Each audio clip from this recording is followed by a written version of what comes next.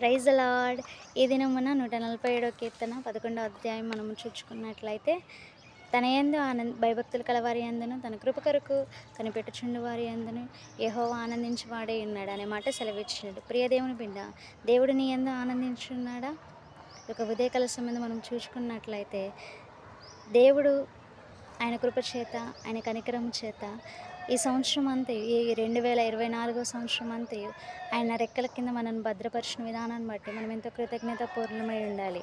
ప్రియ దేవుని బిడ్డ, మనం ఎప్పుడైతే ఆయన యందు నీతి కలిగి ఉంటామో, మనం ఎప్పుడైతే ఆయన యందు యథార్థత కలిగి ఉంటామో, మనం ఎప్పుడైతే ఆయన యందు నిరీక్షణతో ఎదురు చూస్తూ ఉంటామో, అప్పుడే దేవుడు మన యందు ఆనందించి ఉంటారు. ఎప్పుడైతే దేవుడు మన యందు ఆనందిస్తాడో, అప్పుడే మనము ఆయన యందు, ఆయన వాగ్దానముల యందు ఆనందించు వారమై ఉన్నాము. మనము ఈ దినమున రాత్రికాల సమయంలో మనము వాగ్దానములు చేతపట్టవలసిన వారమై ఉన్నాము. మనము వాగ్దానములు చేపట్టుకొని ఆ వాగ్దానము నెరవేర్పు కొరకు మనం అందరము ఎదురు చూసి వారమై ఉంటాము. ప్రియ దేవుని బిడ్డ, ఆ వాగ్దానమే మన జీవితంలో నెరవేర్చాలంటే ముందు ఆ దేవాతి దేవుడు మన జీవితం యందు ఆనందించువాడై ఉండాలి.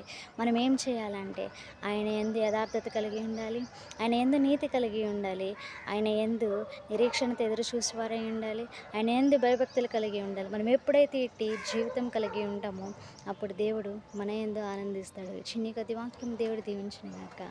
ఆమేన్. ప్రార్థన చేసుకుందాం. పరిశుద్ధుడా, ప్రేమగల తండ్రి, నీ కృప కొరకు వందనాలు ప్రభా. అయ్యా, మీ యందు ఆనందం, మీరు నా యందు ఆనందించడానికి మా జీవితంలో మేము మార్చుకోవడానికి సహాయం దయచేయమని ప్రార్థిస్తూ యేసు పరిశుద్ధ నామములో ప్రార్థించి అడిగి వచ్చున్నాం తండ్రి. ఆమేన్. Praise the lord.